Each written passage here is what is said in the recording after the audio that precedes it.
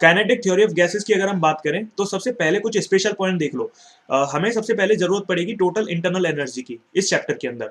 तो total internal energy को हम रिप्रेजेंट करेंगे यहाँ पर के ई प्लस पोटेंशियल एनर्जी। ठीक है, आप आगे से आपको ध्यान रखना है, कोई भी क्वेश्चन आए तो ध्यान रखें काइनेटिक एनर्जी केवल टेम्परेचर पर डिपेंड करती है ना। देखो टेम्परेचर बढ़ाओगे तो क्या होगा, जो मॉलिक्यूल्स हैं गैस के उनमें क्या होगा, एनर्जी आएगी। एनर्जी आएगी तो क्या होगा, वो जब एनर्जी आएगी तो टकराएंगे, ज्यादा वेलोसिटी आएगी। तो काइनेटिक एनर्जी केवल टेम्परेचर पर डिपेंड करती है, प्रेशर से उसे कोई फर्क नहीं पड़ता है।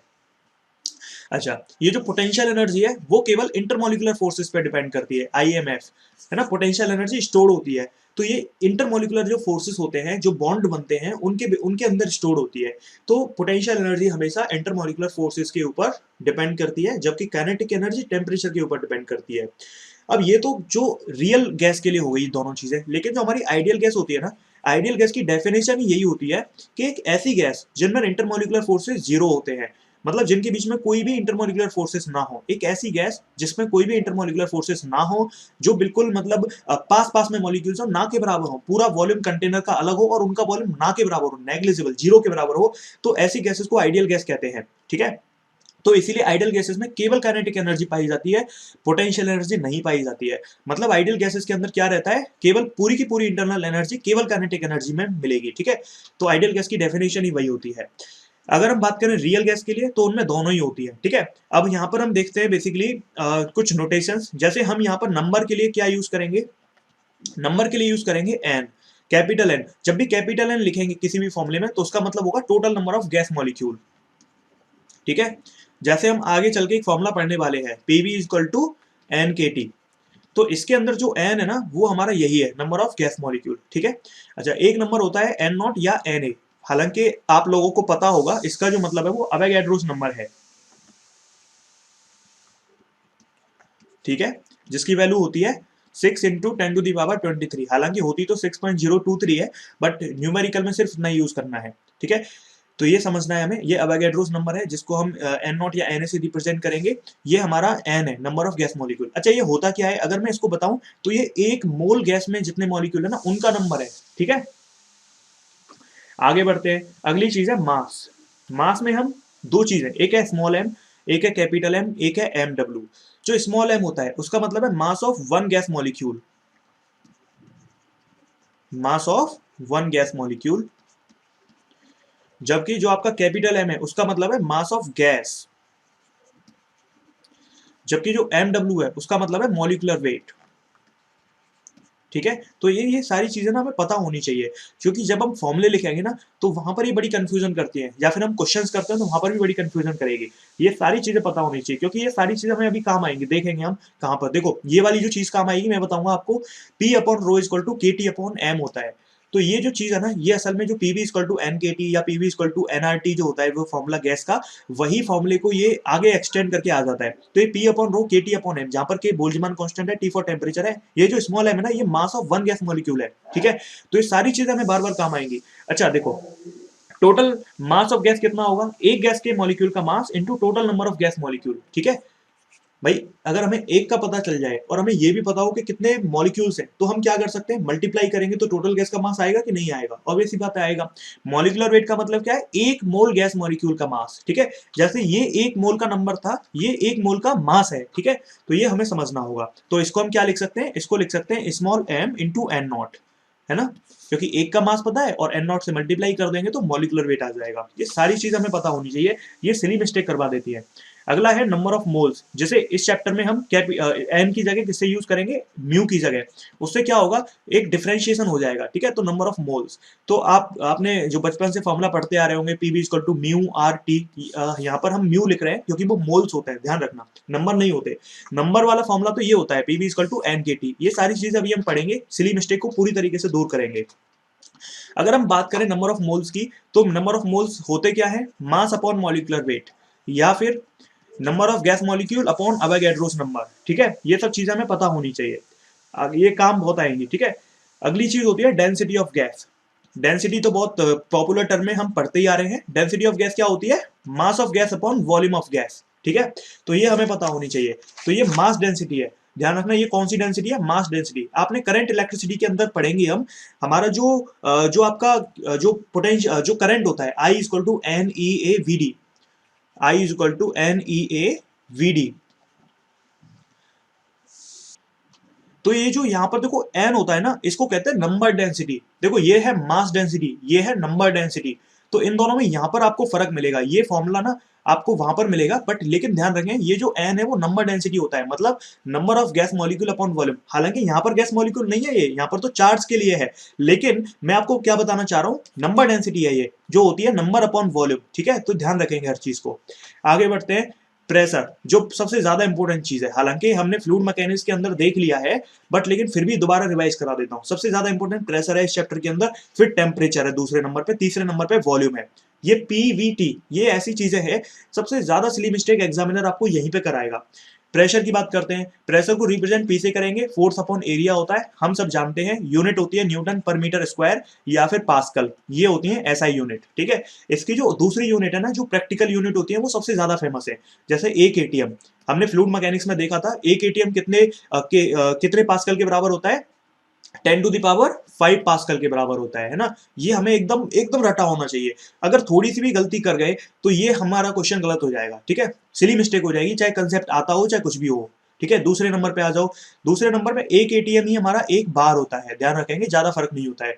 तो न्यूमेरिकल के अंदर आपको सिर्फ क्या करना है, 10⁵ पास्कल यूज करना है, चाहे एक बार हो चाहे एक एटीएम हो। अगली चीज ध्यान रखनी है कि आपका जो एक एटीएम होता है वो 760 mm ऑफ Hg के बराबर होता है। जो हमारा बैरोमीटर होता है ना, उसमें जब हम नापते हैं प्रेशर, ठीक है, तो एक एटीएम, तो उसमें जो कॉलम लेते हैं उसमें 760 मिलीमीटर तक आपकी मरकरी ऊपर चढ़ जाती है। ठीक है, या फिर सेंटीमीटर में करें तो कितना हो जाएगा, 76 सेंटीमीटर ऑफ मरकरी। ठीक है, किसी को याद हो तो मैंने बताया था 10.2 मीटर ऑफ वाटर आया था, फ्लूइड मैकेनिक्स में हमने पढ़ा था। आगे बढ़ते हैं, अगले नंबर पे हम देखते हैं प्रेशर की और चीजें। ठीक है, तो देखो न्यूमेरिकल में हमें या तो सिर्फ Newton per metre square use करनी है, या फिर हमें पास्कल यूज करना है। हमें कभी भी इनमें से कोई यूनिट यूज नहीं करनी, ना तो बार ना ही एटीएम, ध्यान रखें। क्यों? क्योंकि ये एसआई यूनिट है और हमेशा क्वेश्चन में एसआई यूनिट यूज करोगे। अच्छा, एक ध्यान रखें, हालांकि मैंने फ्लूइड मैकेनिक्स में बताया था 1 mm ऑफ मर्करी जो होता है वो 133 न्यूटन पर मीटर स्क्वायर के बराबर होता है।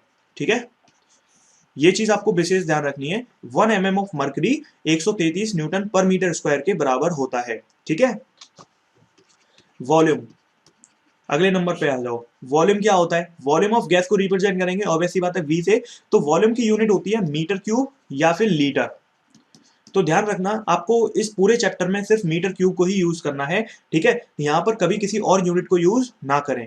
मीटर क्यूब के बारे में ध्यान रखें, एक मीटर क्यूब में 1000 लीटर होते हैं। ठीक है, एक मीटर क्यूब में 1000 लीटर होते हैं, ध्यान रखें।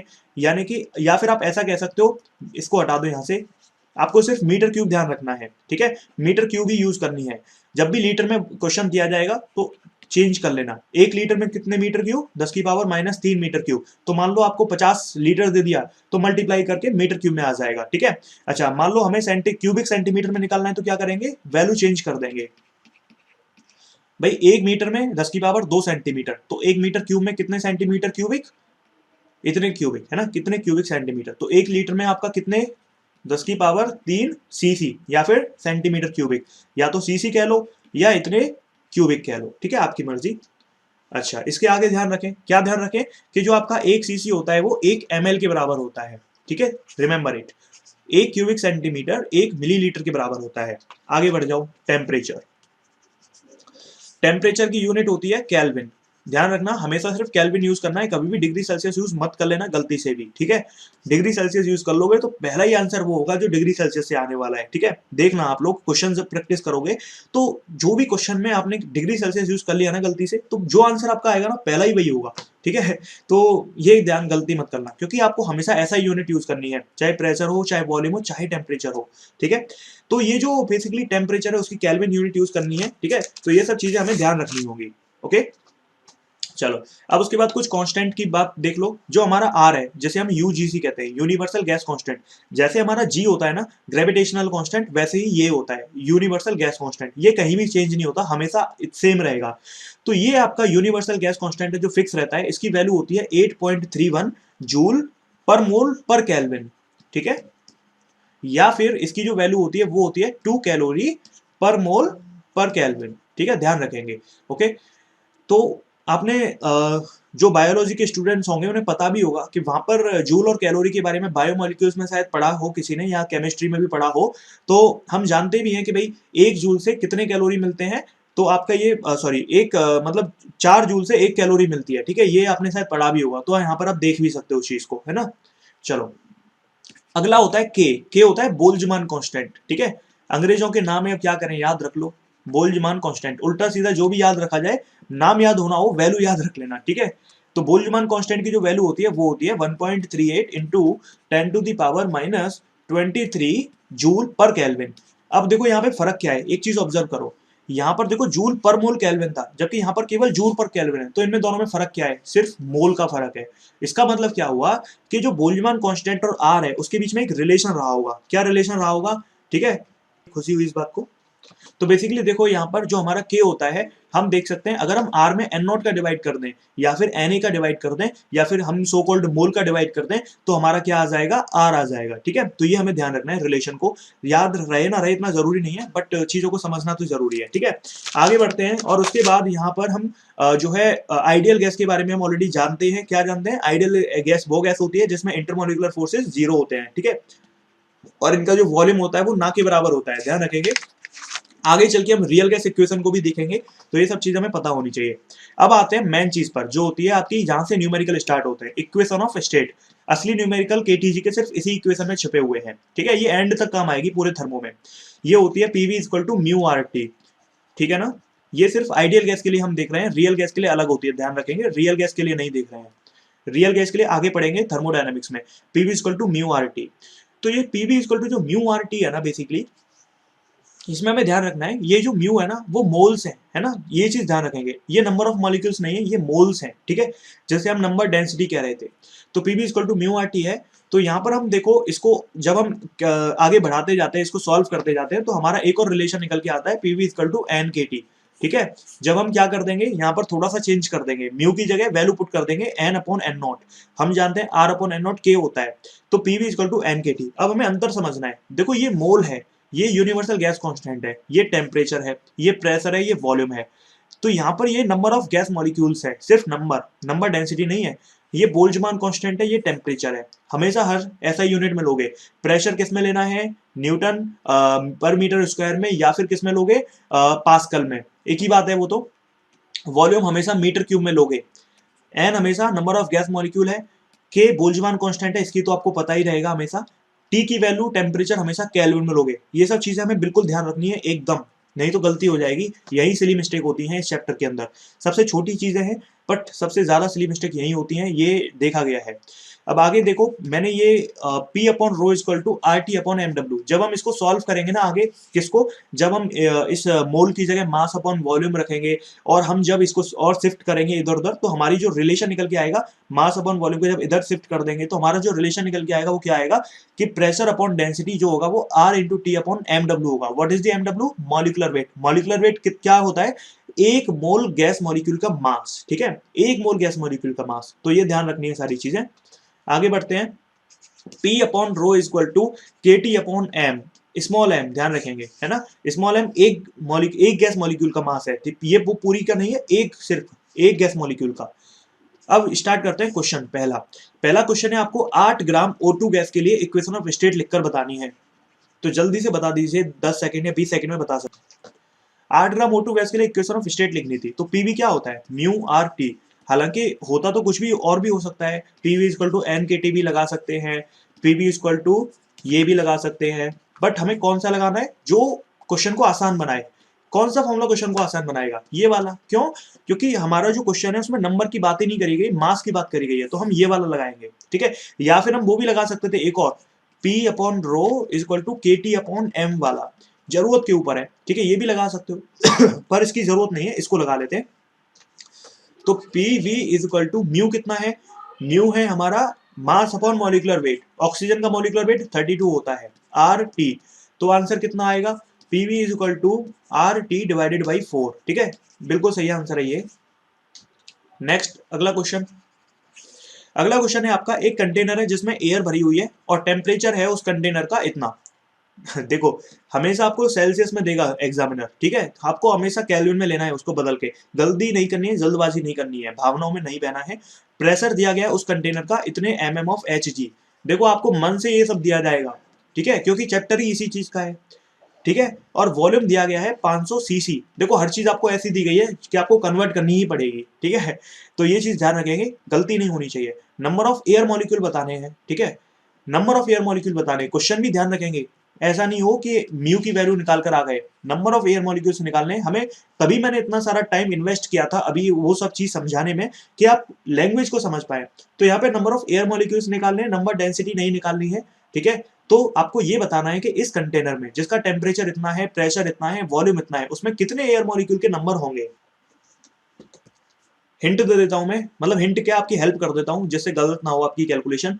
टेम्परेचर को केल्विन में करो, केल्विन में करोगे तो 300 केल्विन होगा, ध्यान रखना हमेशा केल्विन में चेंज करने के लिए 273 को ऐड कर देना, ठीक है।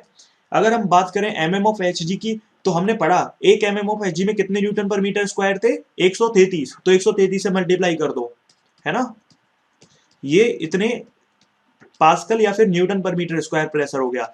ये सीसी मतलब क्यूबिक सेंटीमीटर है, तो कितने से मल्टीप्लाई करें कि मीटर क्यूब में आ जाए, तो 500 को मल्टीप्लाई कर दो 10 की पावर -6 से, तो ये मीटर क्यूब में आ जाएगा।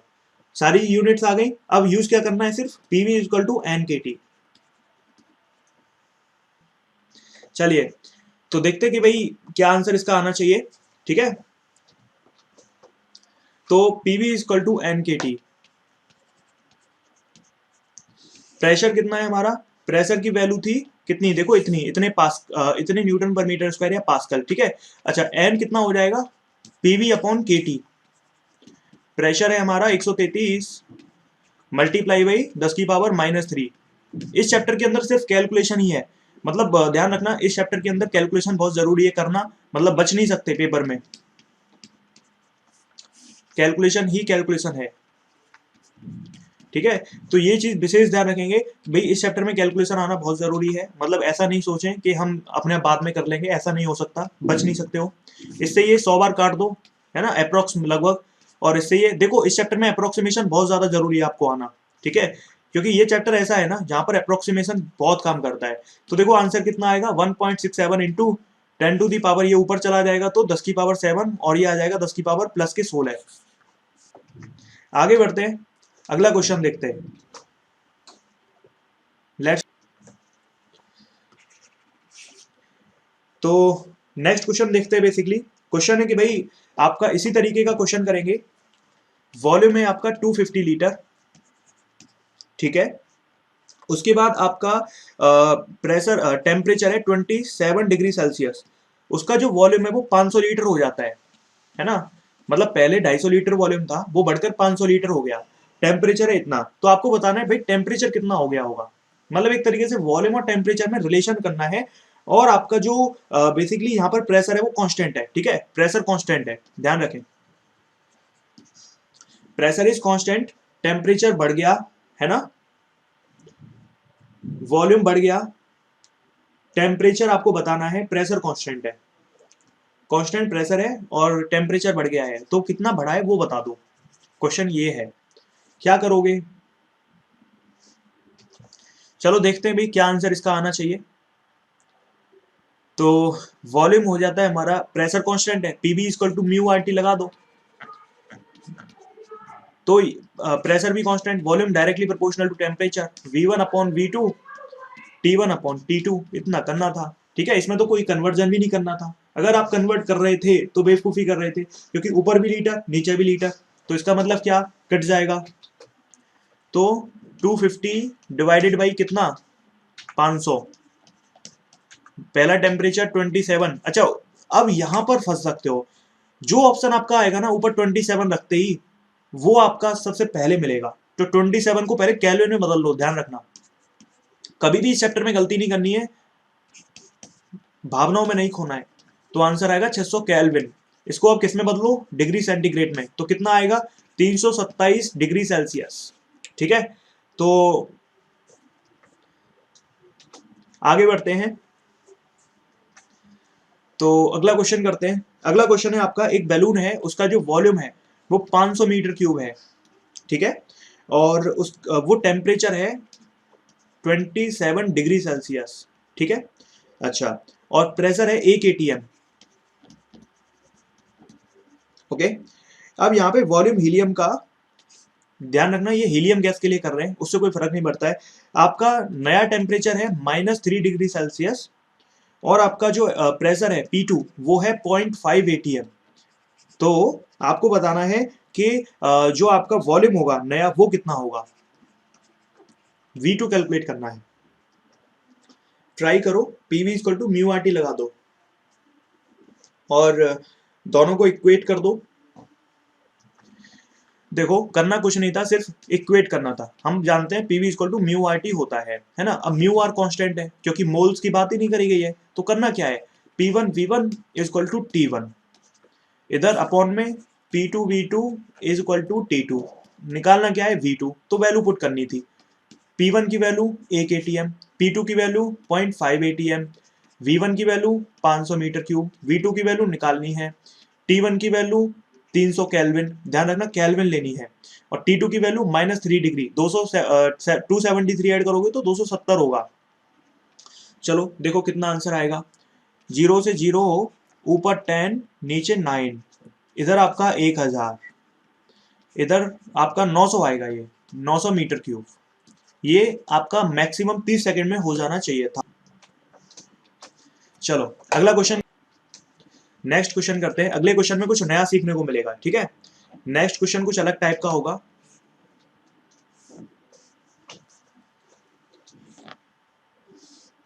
वो कुछ भी नहीं है, उसको कुछ नहीं है। ठीक है, तो बेसिकली क्वेश्चन कुछ ऐसा है,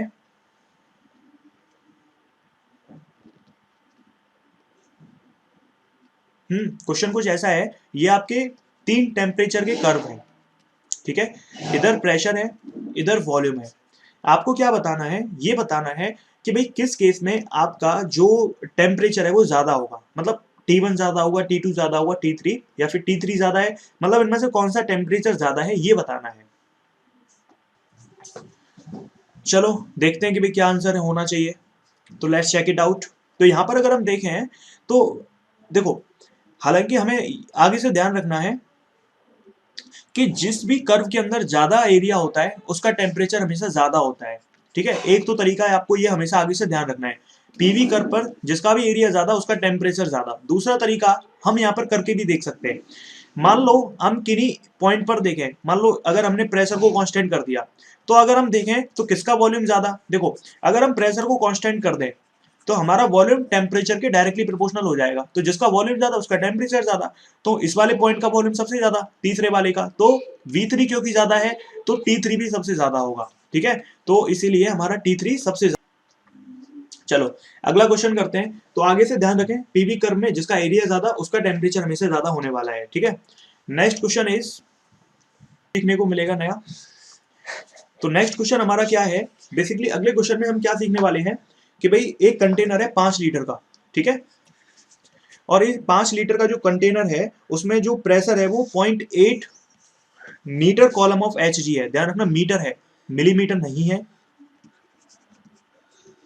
ठीक है, इसको आपने क्या किया, एक दूसरे कंटेनर से ज्वाइन कर दिया। ऐसे मान लो ये आपका एक कंटेनर था, इसमें 5 लीटर वॉल्यूम था, 0.8 मीटर ऑफ मर्करी कॉलम का, मतलब एक तरीके से प्रेशर था, है ना, 0.8 मीटर मर्करी कॉलम का प्रेशर था, ये आपका प्रेशर हो गया।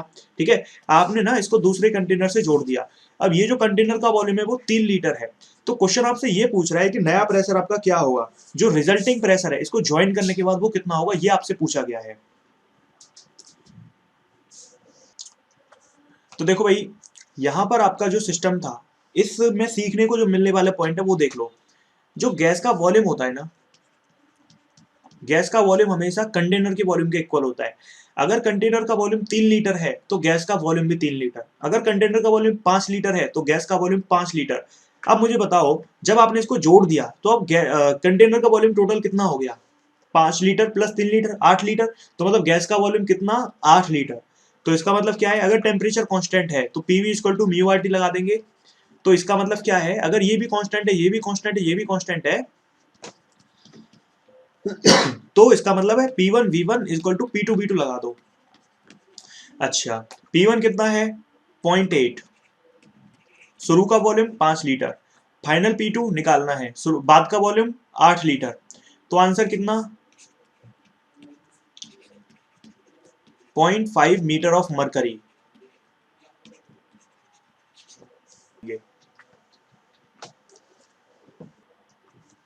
चलो एक और क्वेश्चन करते हैं, फिर उसके बाद नई चीजों पर आएंगे। एक आइडियल गैस है जो इस रिलेशन को फॉलो करती है, वॉल्यूम P का स्क्वायर, है ना।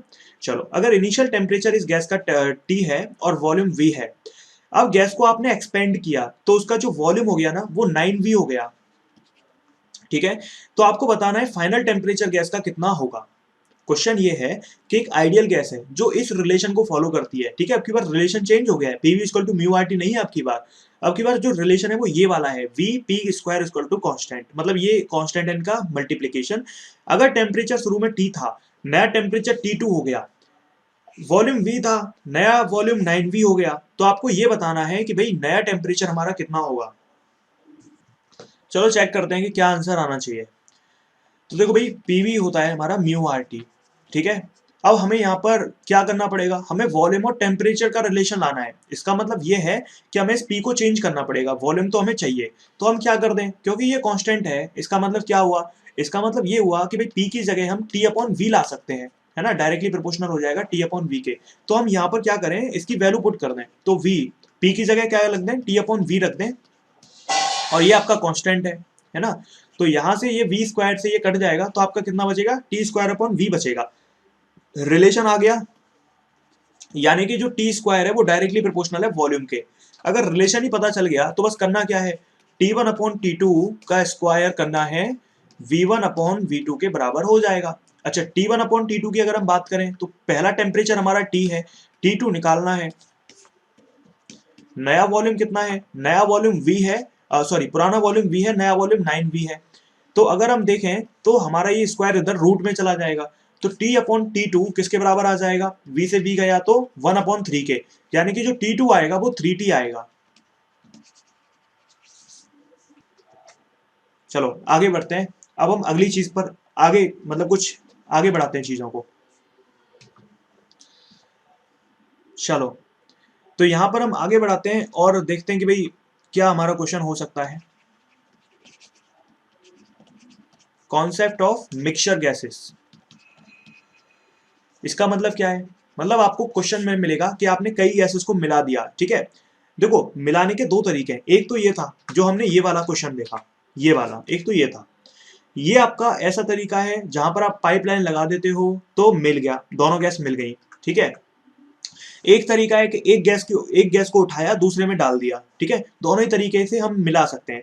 तो ध्यान रखो, जो मिक्सर गैस होती है उसमें जो पी मिक्स होता है, पी मिक्स वी मिक्स हो जाएगा equal to mu mix R, क्योंकि आर तो कांस्टेंट है तो इसका तो कोई लोचा ही नहीं है, तो हमारा पहली इक्वेशन हो जाएगी, ठीक है। तो जो PV equal to mu R T, इस केस में P mix V mix equal to mu mix R T mix हो जाएगी। मतलब अलग से निकाल लो, मिक्स प्रेशर निकालो, मिक्स वॉल्यूम निकाल लो, मिक्स मोल निकाल लो, मिक्स टेम्परेचर निकाल लो, और सबको मल्टीप्लाई कर दो, जो भी पूछा है वो मिल जाएगा, ठीक है। अगले नंबर पे आपसे पूछा जा सकता है मास ऑफ मिक्सचर गैस कितना होगा, तो ऑब्वियस सी बात है, जोड़ दो, जितनी भी गैसेस मिलाई हैं उन सबके मासेस को जोड़ दो, ठीक है, ऐसा करना है। अगले नंबर पे आपसे पूछा जाएगा मोल्स कितने होंगे, तो जो नंबर ऑफ मोल्स होंगे ऑब्वियस सी बात है कितने होंगे, म्यू1 प्लस म्यू2, ठीक है। चलो अगले नंबर पे मॉलिक्यूलर वेट, तो मॉलिक्यूलर वेट कैसे निकालोगे, मिक्सचर गैस का मास मिक्स अपॉन मोल मिक्स, यही तो होता है मॉलिक्यूलर वेट, ठीक है। अगले नंबर पे आपसे क्या जरूरत पड़ सकती है क्वेश्चन में, डेंसिटी की, तो फिर से डेंसिटी कैसे निकालोगे, मास अपॉन वॉल्यूम से, मिक्सचर मास निकाल लो और वॉल्यूम मिक्सचर निकाल लो। अगले नंबर पे किस चीज की जरूरत पड़ेगी, वॉल्यूम ऑफ मिक्सचर गैस। तो यहां से आपको चीज समझनी है, या तो आपका वॉल्यूम ऑफ मिक्सचर गैस में या तो आप V1 प्लस V2 करोगे, कब, जब आप कंटेनर को जोड़ रहे हो, या फिर केवल उतना ही रहेगा जितना कंटेनर का है।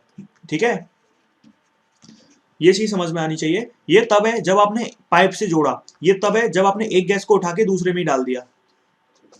अगले नंबर पे आते हैं। अगले नंबर पे जो इंपॉर्टेंट चीज है वो सबसे ज्यादा इंपॉर्टेंट है प्रेशर। मैंने पहले ही कहा था इस चैप्टर में प्रेशर, टेम्परेचर और वॉल्यूम, ये तीन ही चीज सबसे ज्यादा जरूरी है। तो प्रेशर और टेम्परेचर का रोल थोड़ा ना अलग है। ये जो प्रेशर है वो आपके, जो प्रेशर आएगा वो P1 V1 plus P2 V2 dash dash dash divided by V mix के बराबर आएगा। ये चीज हमें ध्यान रखनी होगी। प्रेशर मिक्स हमारा P1 प्लस P2 हम नहीं कर सकते, ठीक है, एनर्जी कंजर्वेशन। और यहां पर हमारा जो टेम्परेचर मिक्स आएगा वो कितना आएगा, वो आएगा μ1 T1 μ2 T2। ये चीज हमें विशेष ध्यान रखनी है अगर हमें गलती से बचना है तो। ठीक है, बाकी सब तो देखो सेम है, बाकी सब में तो कोई लोचा है नहीं, बस ये है ना प्रेशर मिक्स और टेम्परेचर मिक्स, इसमें ध्यान रखना है। आगे चल के एक चीज और आती है डिग्री ऑफ फ्रीडम। तो इसमें ना कई बार आपको डिग्री ऑफ फ्रीडम पेपर में या क्वेश्चन में मिलेगा, तो बस आपको करना क्या है, डिग्री ऑफ फ्रीडम से मल्टीप्लाई कर देना है। ठीक है, जो भी डिग्री ऑफ फ्रीडम आएगी, हालांकि जब यूज होगी तब, वैसे तो मैं क्वेश्चन कराऊंगा तो दिख जाएगा। चलो क्वेश्चन करते हैं। क्वेश्चन ये है कि एक कंटेनर है जिसमें आपका 16 ग्राम ऑक्सीजन गैस है। ठीक है, कितने ग्राम है, 16 ग्राम, यूनिट भी जरूरी है। 14 ग्राम नाइट्रोजन गैस है और आपने उसको मिक्स कर दिया एक कंटेनर में। ठीक है, जो कंटेनर का वॉल्यूम है वो 5 लीटर है ना, और टेम्परेचर मिक्सचर गैस का टी मिक्स आपको दिया गया है 300 केल्विन। तो आपको बताना है पी मिक्स कितना होगा, जो मिक्सचर गैस है उसका प्रेशर कितना होगा, बस आपको इतना बताना है। क्वेश्चन समझ में आना चाहिए। 16 ग्राम ऑक्सीजन 14 ग्राम नाइट्रोजन को मिलाकर 5 लीटर का कंटेनर बन गया, यानी कि आपको ये जो वॉल्यूम है ना वो भी मिक्सचर गैस का ही है पूरा। आपको क्या बताना है, प्रेशर ऑफ मिक्सचर गैस। करना क्या है, PV equal to mu R T लगाना है, सबका अलग अलग निकाल लो। पी मिक्स निकालना है, वी मिक्स दिया है, म्यू मिक्स निकाल लो, आर आपको पता ही है, टी मिक्स यहां पर दिया है।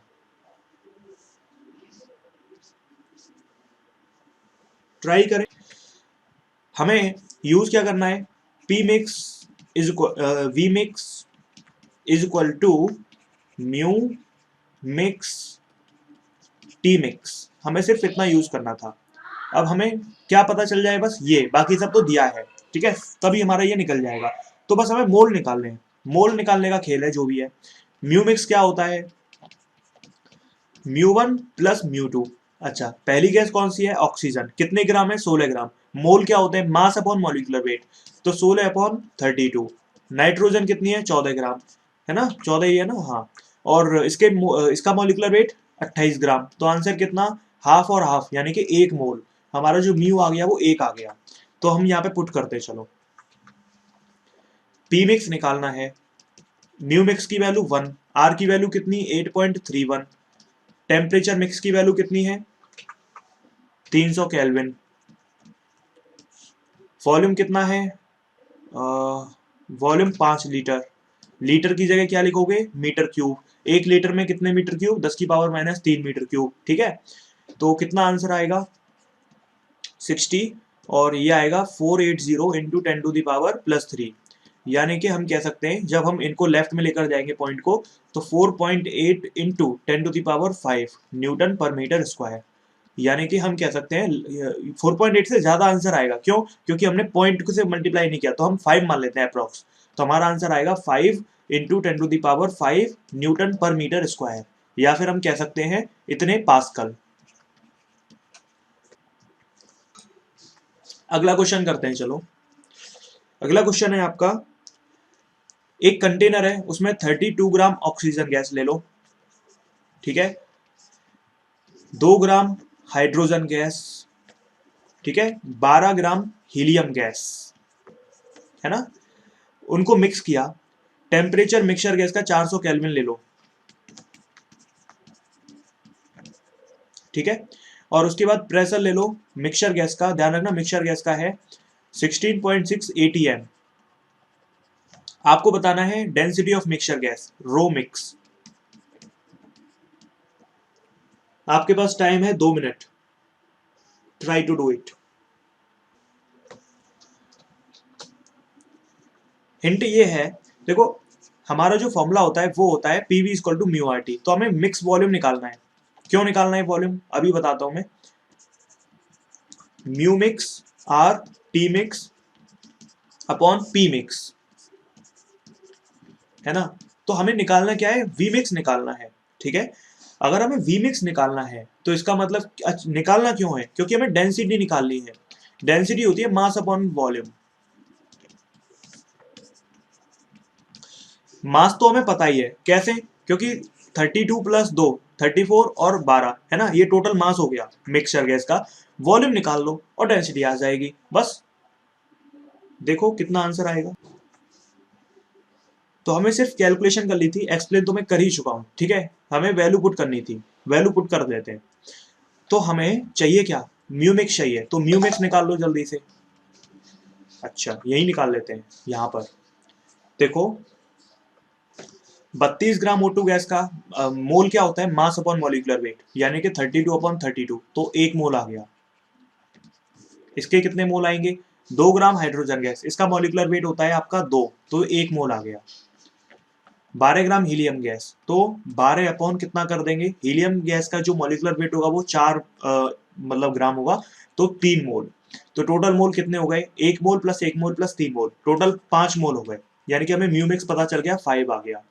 म्यूमिक्स पता चल गया, आर की वैल्यू हमें पता ही रहती है, टी मिक्स हमें दिया है, पी मिक्स हमें दिया है ना। चलो सिर्फ वैल्यू पुट कर देते हैं।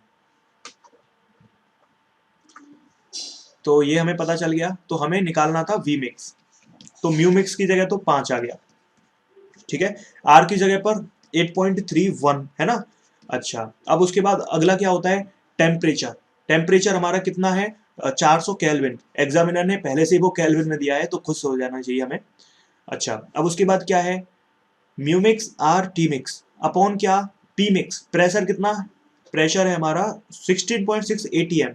यहां पर गलती हो गई होगी, एटीएम को किस में बदलोगे, न्यूटन पर मीटर स्क्वायर में। कितने न्यूटन पर मीटर स्क्वायर होते हैं, 10 की पावर 5 एक एटीएम में, तो इतने में कितने होंगे, मल्टीप्लाई कर दो, बस इसको कैलकुलेट करना था।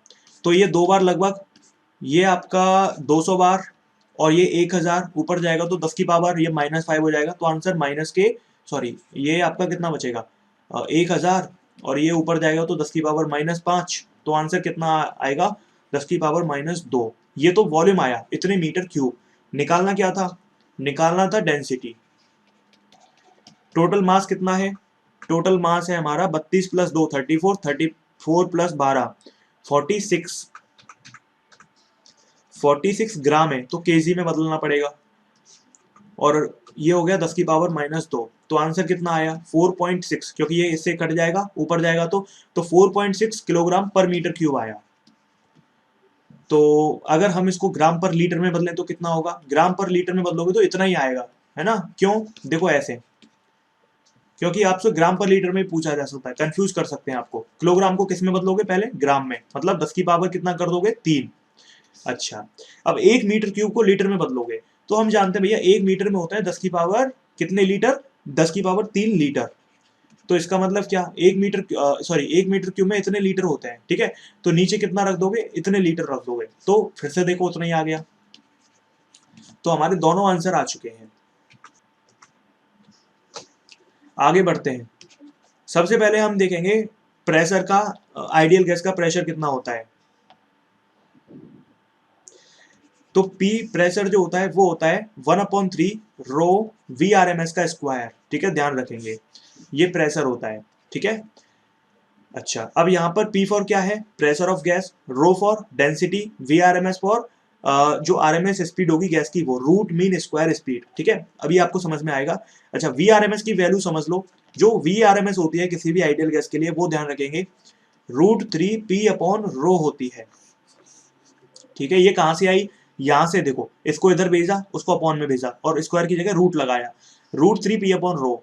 अब मैंने आपको एक चीज बताई थी, क्या कि P/रो हमारा RT/MW के बराबर होता है। तो हम यहाँ वैल्यू पुट अगर करें तो VRMS का एक नया फॉर्मूला बन गया जो बहुत फेमस है, 3RT/MW। हर वो बच्चा जो मतलब रट के फिजिक्स के क्वेश्चन करता है उसको सबको पता रहता है कि भाई VRMS ना √3RT/MW होती है। तो इसका मतलब आपको तो पता ही होना चाहिए ये फॉर्मूला। √3RT/mW। ये भी पता होना चाहिए ये आया कहां से, तो ये यहां से आया प्रेशर की वजह से, ठीक है। अब हमने एक और चीज पढ़ी थी, P/ρ हमारा kT/m भी था, तो इसका मतलब इसको हम क्या लिख सकते हैं, kT/m। स्मॉल m और mw में फर्क था, ये आपका एक मोल गैस मॉलिक्यूल यानी कि अवोगाड्रोस नंबर ऑफ मॉलिक्यूल का मास था, मॉलिक्यूलर वेट। ये आपका एक गैस मॉलिक्यूल का मास था। K for Boltzmann constant, R for universal gas constant. तो ये दोनों फॉर्मूले हमें ध्यान रखने होंगे। अब हम यहां से अगर देखें तो आपका क्वेश्चन स्टार्ट होता है इसके ऊपर। पहला क्वेश्चन है, आपको VRMS कैलकुलेट करनी है गैस की, ठीक है। VRMS कैलकुलेट करो हाइड्रोजन गैस की, क्योंकि यहाँ पर मॉलिक्यूलर वेट है ना, तो इसलिए गैस का नाम भी बताना जरूरी है। और टेम्परेचर है आपका 27 डिग्री सेल्सियस। अगर हम देखें तो हमारा जो VRMS का फॉर्मूला था वो क्या था, √3RT/mW। आर की वैल्यू कितनी होती है साहब, 8.3, हम अभी कई बार यूज कर ही चुके हैं। टेम्परेचर है इतना, तो इसको केल्विन में बदलोगे तो 300। मॉलिक्यूलर वेट है हाइड्रोजन गैस का कितना, 2 ग्राम, तो 2 ग्राम का मतलब 10, 2 गुणा 10⁻³ तो हमारा आंसर कितना आया, ये आ गया हमारा 900। और इसका रूट कितना हो जाएगा भाई, ये हो जाएगा 30, तो ये हो जाएगा हमारा 83, कितना हो जाएगा ये, तो हाँ 2 से इसको पहले काट दो तो 12, और ये हो जाएगा लगभग 3700 कुछ, है ना, क्योंकि ये 4 से कुछ ऊपर है ना, तो 12 3600 होता है, तो 3700 कुछ हो जाएगा। और ऊपर ये गया तो 10⁻+3 हो जाएगा, ठीक है। इसका रूट निकालना है, तो इसका रूट कितना आएगा, अगर इसका रूट निकालें तो 37 का रूट कितना होता है, इसको कितना कर दो, इसको आप जो है 10⁵ कर सकते हो, या फिर आप ऐसा करो 370 करो, 370 गुणा 10⁴, तो इसका रूट कितना होगा, 400 का 20 होता है, मतलब 20 से कम आंसर आएगा, मतलब 19 के रेंज में आंसर आएगा, 19 से बड़ा 20 से छोटा, ऐसा कोई ऑप्शन आप देख लेना। और आंसर 10⁻², यानी कि कितना आंसर आया, इतने मीटर पर सेकंड, यानी कि 1900 मीटर पर सेकंड। बेसिकली 1900 से जो भी आंसर बड़ा होगा, 2000 से जो भी छोटा होगा वो आंसर होगा, है। चलो अगला क्वेश्चन करते हैं। अगला क्वेश्चन है कि भाई आरएमएस वेलोसिटी किसी भी गैस की, उसका टेम्परेचर है 27 डिग्री सेल्सियस, उसका प्रेशर है 1 × 10⁵ न्यूटन मीटर स्क्वायर, ठीक है। और जो आरएमएस स्पीड है वो है 200 मीटर पर सेकंड, ठीक है। अब क्या किया आपने, टेम्परेचर ये T1 है, प्रेशर P1 है, VRMS 1 है। आपने क्या किया, इसको चेंज कर दिया, टेम्परेचर को अब उस गैस का 127 डिग्री सेल्सियस कर दिया, प्रेशर को 0.5 × 10⁵ कर दिया, और यूनिट फिर से वही न्यूटन पर मीटर स्क्वायर ही है। और आपको बताना है कि भाई नई आरएमएस स्पीड क्या होगी। चलो कुछ नहीं करना था, रिलेशन को यूज करना था, वही अपना v = √3RT/mW करना था, ठीक है। अब यहां पर अगर हम देखें तो v किस पर डिपेंड कर रही है, VRMS सिर्फ आपकी किस पर डिपेंड कर रही है, टेम्परेचर और मॉलिक्यूलर वेट पे डिपेंड कर रही है, r पर और 3 पर तो करेगी नहीं, क्योंकि भैया वो कांस्टेंट है।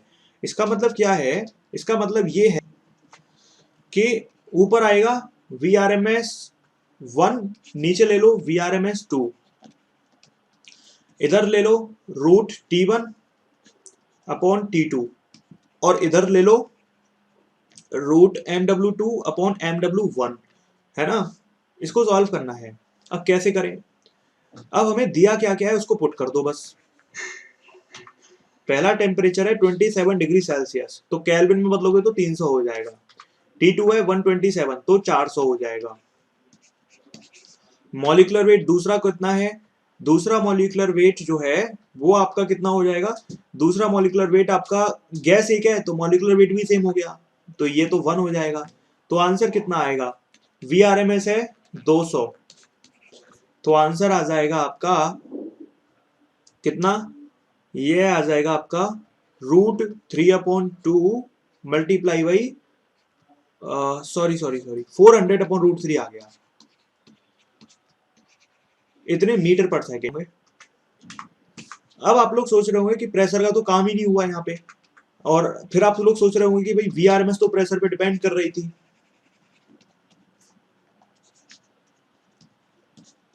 देखो ये यहां से आपको समझना होगा कि अगर आप प्रेशर को बढ़ा देते हो तो डेंसिटी भी बढ़ जाती है, तो इसीलिए प्रेशर पे डिपेंडेंसी नहीं होती है कभी भी। अगर आप प्रेशर को बढ़ाओगे तो इसका मतलब क्या होगा, इसका मतलब जो मॉलिक्यूल है वो पास पास आ जाएंगे, है ना। अगर वो पास पास आ गए तो डेंसिटी बढ़ गई कि नहीं बढ़ी, क्योंकि डेंसिटी क्या होती है, तो प्रेशर अगर बढ़ाओगे ना तो डेंसिटी भी बढ़ जाती है, प्रेशर कम करोगे तो डेंसिटी भी कम हो जाती है, क्योंकि जो मॉलिक्यूल है ना वो पास पास आ जाएंगे प्रेशर बढ़ाने से। या फिर अगर प्रेशर कम करोगे तो वो दूर दूर चले जाएंगे, तो डेंसिटी भी कम हो जाएगी। डेंसिटी का मतलब क्या होता है, कितने मतलब कितने मॉलिक्यूल वॉल्यूम कितने एरिया में आ जाएंगे, ठीक है। तो बेसिकली कितने पास पास है मॉलिक्यूल, जितने ज्यादा पास होंगे वो उतना डेंस होगा, और जितने दूर होंगे उतना ही कम डेंस होगा।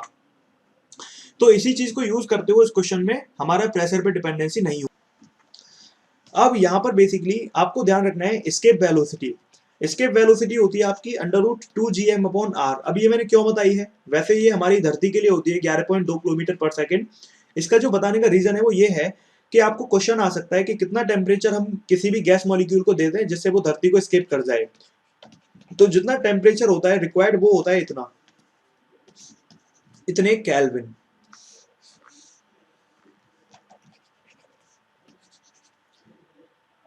Molecular weight into 10⁴ divided by 2, इतने केल्विन अगर हम किसी भी मॉलिक्यूल को दे दें।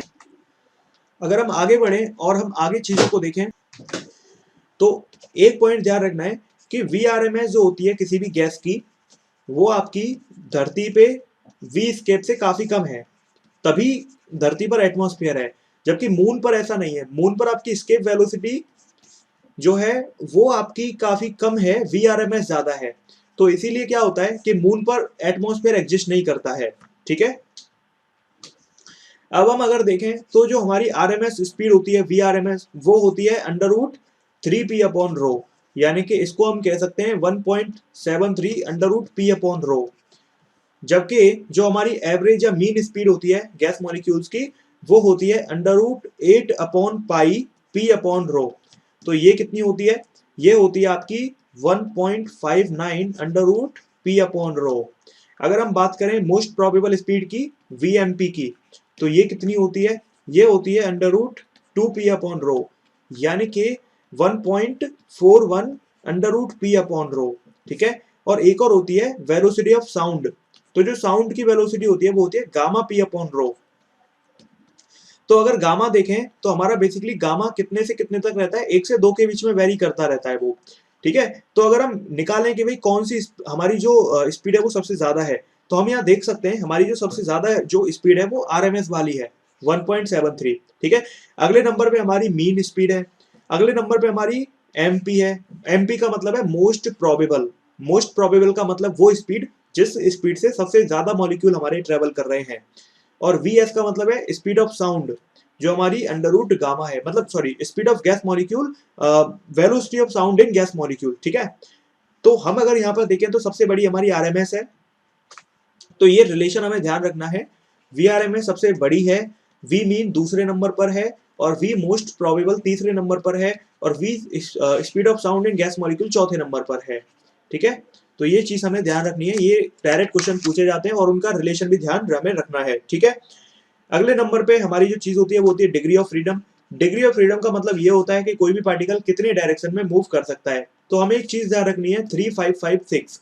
इसका मतलब क्या है, मोनोएटॉमिक गैस के लिए डिग्री ऑफ फ्रीडम 3 होती है, डाइएटॉमिक के लिए 5, ट्राई एटॉमिक लीनियर के लिए 5, और ट्राई एटॉमिक नॉन लीनियर के लिए 6 होती है, ठीक है। मोनोएटॉमिक जैसे हीलियम, नियोन, आर्गन, क्रिप्टॉन ऐसी गैसेस, और आपकी ये आइडियल गैसेस के लिए भी 3 होता है, ठीक है। ये भी हमें ध्यान रखना है, आइडियल गैसेस के लिए भी 3 है, मोनोएटॉमिक गैसेस के लिए भी 3 है हमारा degree of freedom. Degree of freedom होता क्या है, डिग्री ऑफ फ्रीडम बेसिकली वो प्रॉपर्टी होती है, मतलब उनका मेजरमेंट होता है कि कितनी एक्सेस में हमारा जो पार्टिकल है वो ट्रेवल कर सकता है, फ्री है मूव करने के लिए। तो जितनी एक्सेस में वो फ्री होता है वही हमारी डिग्री ऑफ फ्रीडम होती है, ठीक है। अब हम आते हैं ट्रांसलेशन काइनेटिक एनर्जी पर।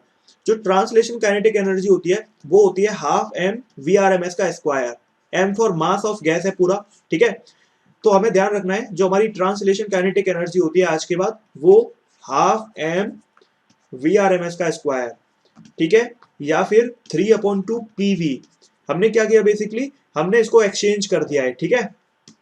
या फिर 3/2 म्यू आर टी, या फिर आपका और क्या होता है, म्यू आर टी की जगह एन के टी। तो हमें ध्यान रखना है बेसिकली 3 की जगह हमें एफ ध्यान रखना है, जितना डिग्री ऑफ फ्रीडम है उतना ही यहाँ पर वैल्यू आ जाएगी, ठीक है। तो हम बेसिकली ध्यान रख सकते हैं F/2 PV होती है हमारी ट्रांसलेशन काइनेटिक एनर्जी। तो ट्रांसलेशन काइनेटिक एनर्जी के क्वेश्चन हमारे आगे यूज होते हैं, ठीक है। तो ये हमें आना बहुत जरूरी है, ठीक है। जैसे हमारे जो मॉडर्न फिजिक्स वगैरह होती है वहां पर इनका यूज कर लेते हैं जब हम वेवलेंथ निकालते हैं, ठीक है। तो इसीलिए हमें ये पता होना चाहिए, मैटर वेव में या एटॉमिक स्ट्रक्चर में इसका यूज कर लिया जाता है, इसलिए हमें इस फॉर्मूले को ढंग से याद रखना है। ओके, चलो।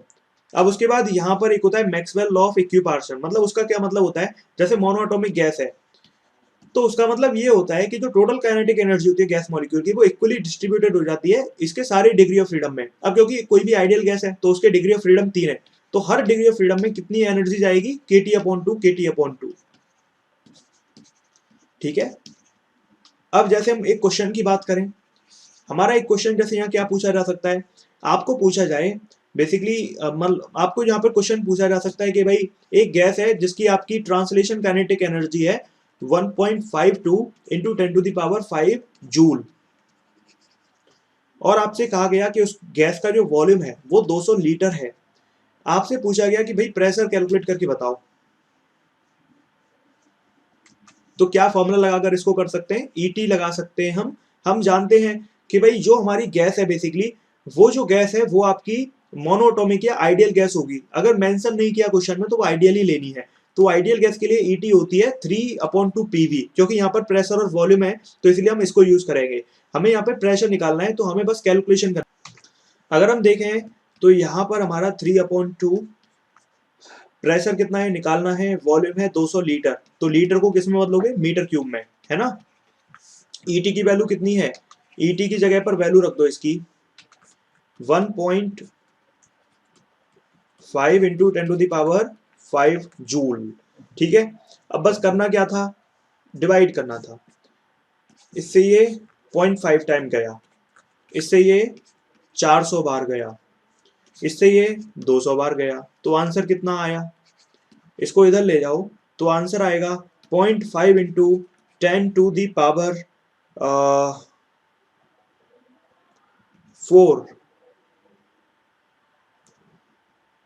सॉरी 6, तो ये कितना हो जाएगा 10⁵ इतने न्यूटन पर मीटर स्क्वायर।